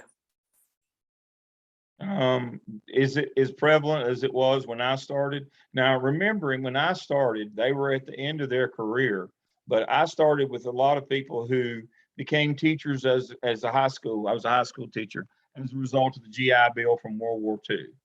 And so a lot of those guys got into the profession in the late 40s or early 50s. And so they were, as I started my high school teaching career, they all were around the 30-year mark. As I was a young beginning teacher, that they were all in that era, and I don't know, I won't say that it was men versus women, I would say, but that was kind of a common thing in high school, is you had some people who were just, every battle was life and death, and they must vanquish every child every day. And that was kind of the ethos of we were the county seat high school, that had the doctors, lawyers, and Indian chiefs, and we were the best high school in the county by a long stretch, academically. But we still had teachers who were very punitive. That was a thing back then. Now, over the course of my career and then on through some 40 some odd years later, it seems to me, I believe teachers are a lot better than they were that era, but I still think it's a thing with some of them, that they must win every battle, every day, every time. Those are the people that's going to be that are going to make your hair look like mine when you become principal. But my thing is, I'm older. Okay, I came through high school in the 80s. And kids, I don't want to say kids were different, because kids weren't any different, but they didn't expect to get support at school like we get now at school. You got a counselor, you got a this. The only thing the guidance department did when I was in school was make sure you filled out your SAT application. And now you've got a whole social working network that comes to the building. Things are different. I don't know that it's bad. I'm not saying that it's bad. I'm just saying teachers are required to do a whole lot more now than we ever have been. And I had punitive teachers. I had teachers who were, I had Dr. Helen Callison, who would, if she could have beat us all.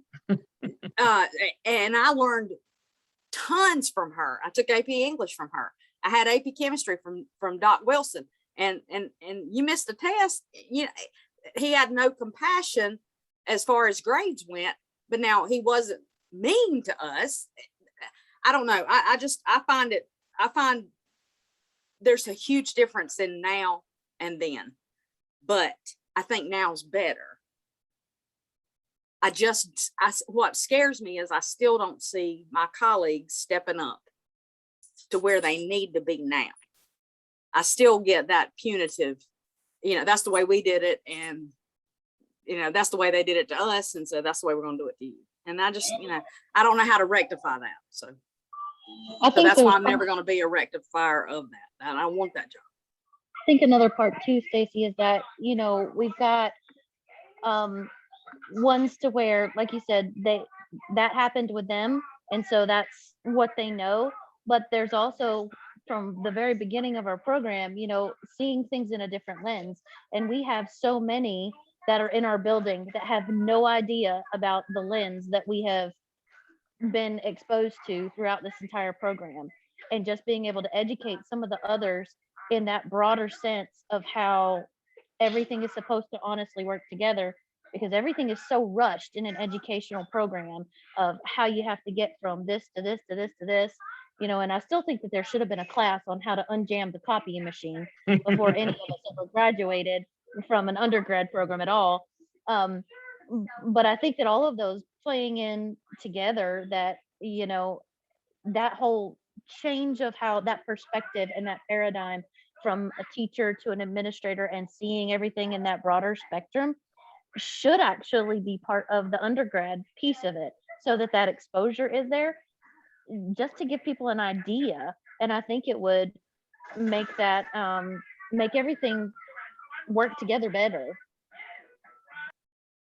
Do you remember, I hate to quote him, but do you remember when Steve talked to early on in this class that you folks have such a, you run circles around me and him in our era in terms of your knowledge of instruction.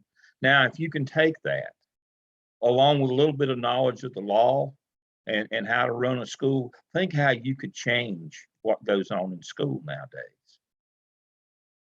But think about the change that you could have that you can. Now, there's nobody, Steve will, this is his argument, and I'll let him chip in here.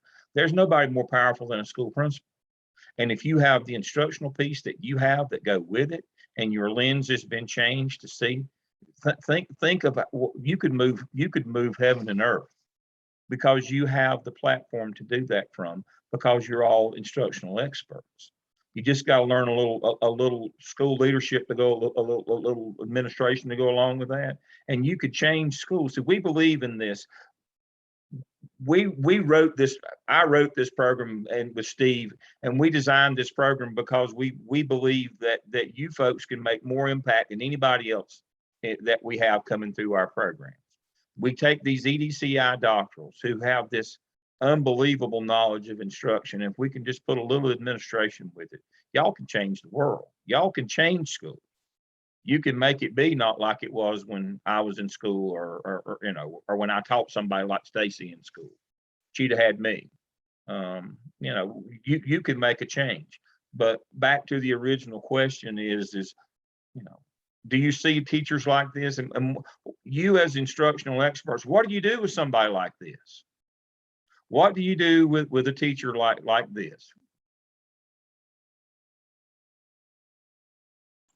If they're coachable, try to coach them, but if not, fire them. But I'm I know with you, Mary. I was going to say coach them, but if you can't coach them, you can't kill them, so fire them. Yeah, because if they're harming children, that's the bigger issue. And I know in Wake County, there's a whole lot of red tape to do that, but but sometimes it's worth going through the red tape to protect the kids. I think that's exactly right.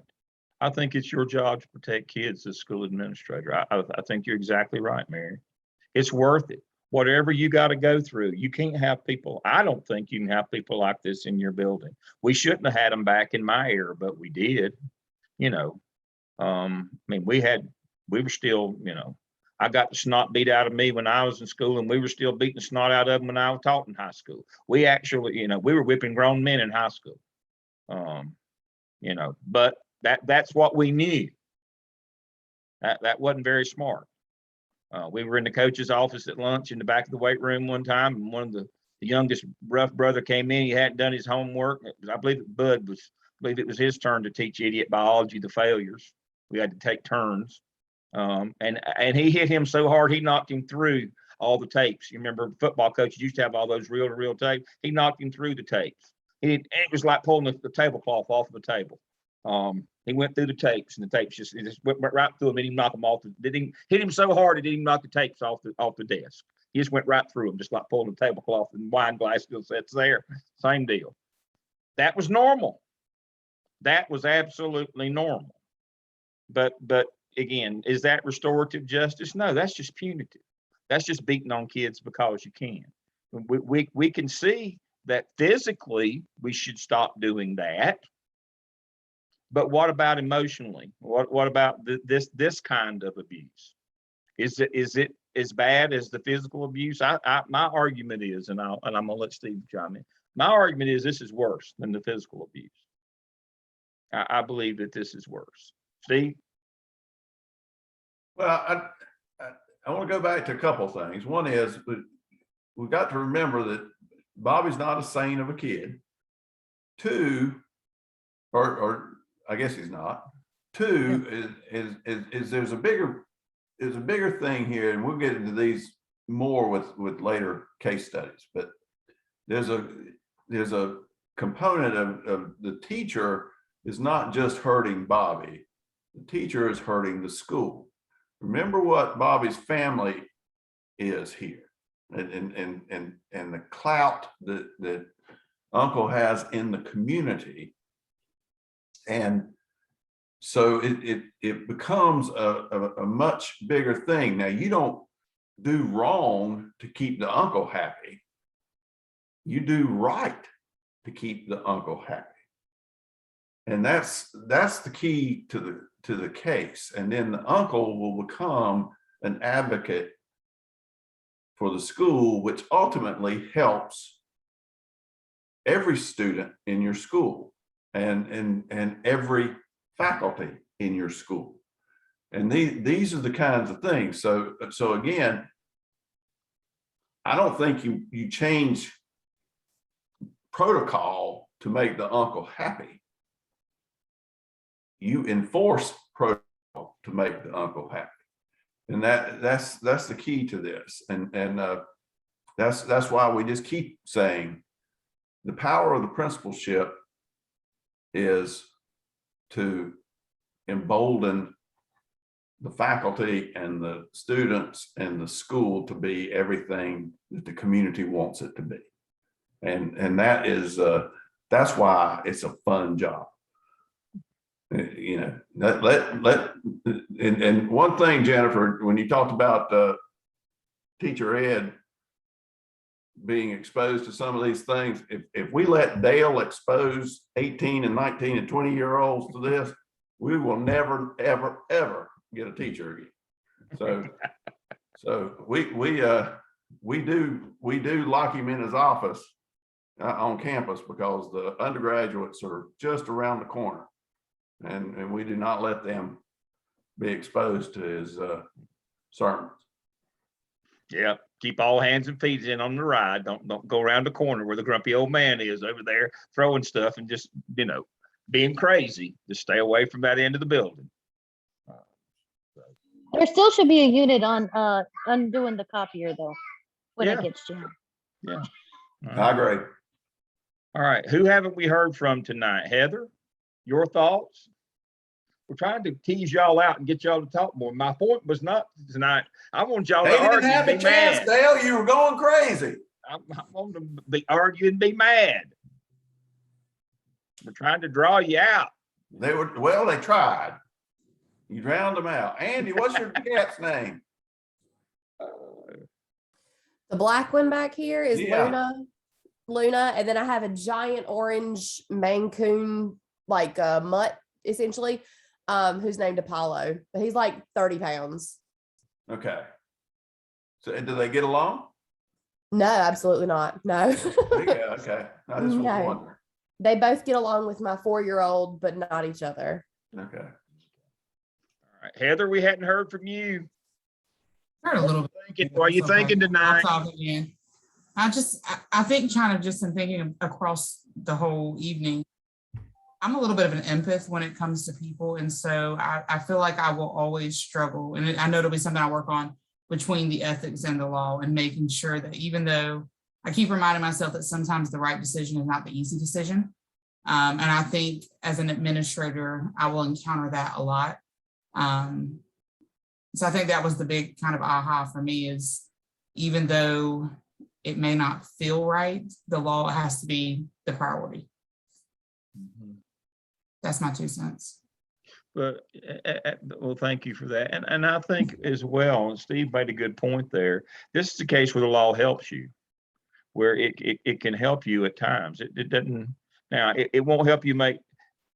And one of the things that I was going to ask, and anybody can chime in on this one, in your experience right now in the faculties where you are, and you don't have to answer it out loud if you don't want to.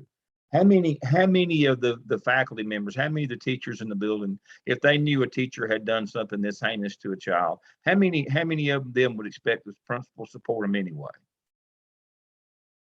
Now, as I said, and I probably didn't complete the thought, when I first started, again, this would have been normal behavior, and all the faculty would say, "Oh, you got to support the teacher." My question is, in the 40 years since, have we changed enough where you would believe that the majority of your faculty would say, got to support that teacher no matter what? Or would they say, if they knew how this teacher had malpracticed and had harmed or tried to harm this child in this way, how many of them would say, no, you can't support that? What's your thoughts on that one? Are you just asking in general? Because I was going to Yeah. say people at my school right now. I was having a conversation earlier today with my principal because it's my pre-evaluation conference or whatever. People are toxic at my school, and they would have been, no, you must support that teacher. If the teacher said it, I mean, I seriously, I do not envy my principal right now. There are some people on our faculty who are not pleasant. And now my mom and husband are over here debating the whole thing.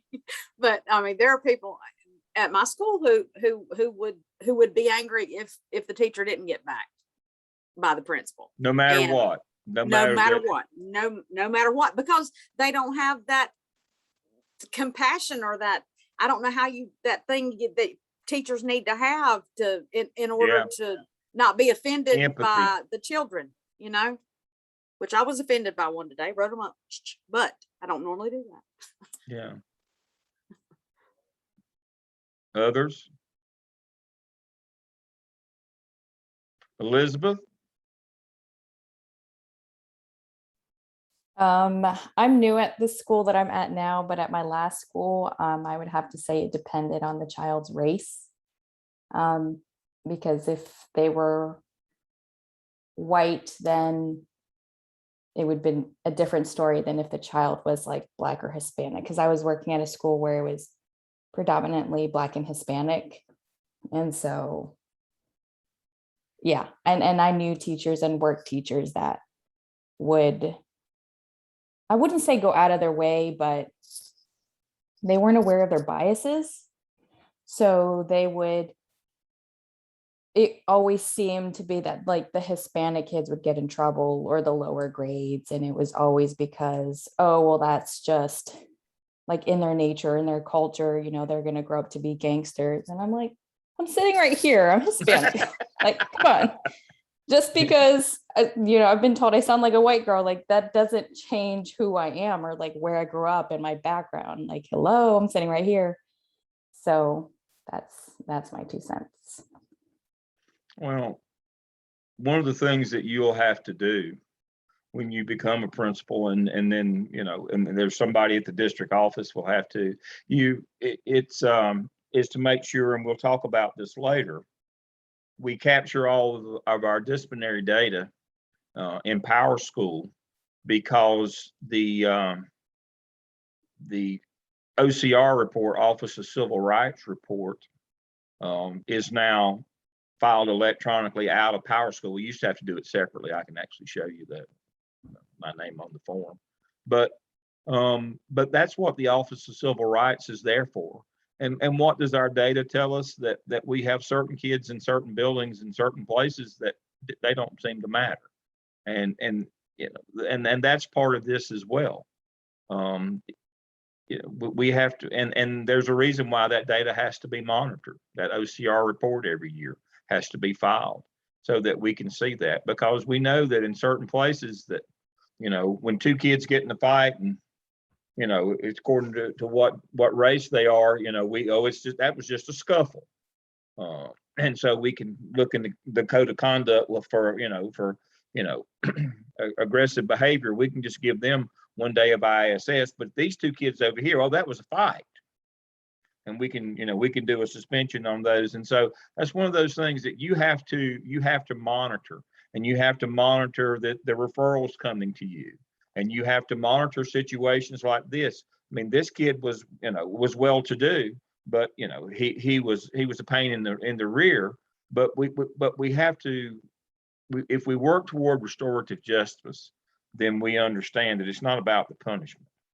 That we're trying to teach kids and we're trying to move on. But you have to set that culture in your building. The leader in the building has to set that as the culture.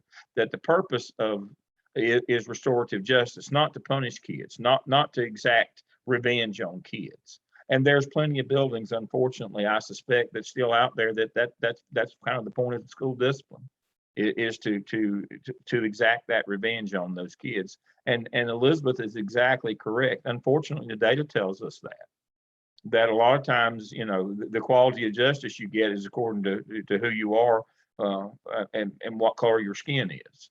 And we have to be careful about those things. But on a more global scale, we have to make sure that when we're school leaders, that the point of any kind of disciplinary action in our building, we're legal in it, but more so that our goal is restorative justice, not punishing kids. That's the notion here. And so for the first case study, you all did well. I told you that, you know, it might be a little bit ugly, but that's okay. That the notion here is that we're, you know, we want you to grow and learn and develop. We want you to be fully cognizant of you know, how the stakes, because there's nothing more important than schooling. There's nothing more important than this. Kids and kids achieving, it's the most important job in the world. I truly believe that. And so you have to know that we're playing for high stakes here, and the decisions you make and the skill and ability that you bring matters. So let's look at our case study for next time. Let me share my screen. Again, you might want to write some of this down. So case study 2, letter to the community. The second one, case study 2, is just this one right here. This is about this leads into the Leandro case, which is a national watershed case that actually happened in North Carolina, about school funding. Now, there's a lot of facets to this. You know, here is the Duke law. Now, Leandro continues even to today. Leandro is now 27 years old. It continues to go, but it's about equity and funding. You know, can you move state funds? Can you move local funds? Can you move federal funds? How are schools funded? The flat grant formula per pupil. You need to make sure. And again, I've probably got a video from a previous one. Look right here. That you might want to get a clue this time, that you might want to view that. It might be helpful to understand the bigger issues here, and you might not get blistered so hard next time on case study night. If I were you, I think I'd invest a few minutes to watch a little bit of that. And we got some materials there for you under case study materials, but this is, again, this is one of those big ticket items about equity, and that, you know, that's kind of the biggest that's kind of the biggest question or issue surrounding schools, is that the issue of equity. And that's what this one's about. Inside school grading, number 1. Exterior equity, funding, who gets what, facilities, you know, those kinds of things. That's the biggest question. That's the biggest issue surrounding schools that school administrators have to deal with. Then we're going to do one on the current LGBTQ trans. We're going to do one on that, because that's the biggest social issue of our time. And then we're going to do one on inclusion model, EC intervention, which is of special programs, is the biggest issue of our time. So we're hitting all the, you know, we're in high cotton now. We're hitting the big cases on the big things that actually you're going to deal with every day. Those 4 things, this is going to be your day. You're going to deal with equity issues. You're going to deal with grading and disciplinary issues out of that grading. You're going to deal with EC, your federal programs, intervention, MTSS, and you're going to deal with the social issues of LGBTQ, just like Phyllis is right now. Those are the biggies. So and when we see you again next week, it's going to be all about funding and equity. So you might want to view that video. Might go a lot smoother next Tuesday night. Never can tell. I'll find something to rant about anyway. All right, Steve. I hear just as I am playing in the background. It's time for the benediction here. Well, the call to the altar. I'll let you close us out for the evening. Hey, Dr. Lamb, when do you want our OMAs this week? We normally turn them in by Sunday night or Monday morning. Yeah, that we work Sunday to Sunday, so that'd be good. Sunday night's fine. Monday, I get up early on Monday and grade too. I grade pretty late on Friday night. I mean Sunday night, but then I get up on Monday. So as long as you get them in for next class, we're good. I have a question. Can group Yes. 2 go first next time? Do what now? Can group 2 go first next Yeah, time? that's the way it works. Oh, okay. We go 1, 2, and then we'll go 1, 2. So number 2 goes first next time, and it kind of rotates that way. So yeah, so We'll mic drop on you again, Rebecca. Don't worry. yeah, so group 2 will go first next time. Y'all will get to go. So that'll be good. All right. So what has Steve got on the stove there? All right, so that right there. Joan so sausage. That's sausage. Because what do we do at Jones Sausage? We make sausage. Sausage. What do we do in schools? Teach We kids. teach kids. Yes. Teach kids. That's the benediction. All right. We'll see y'all next Tuesday. Everybody keep smiling. Good night, everybody. Good night.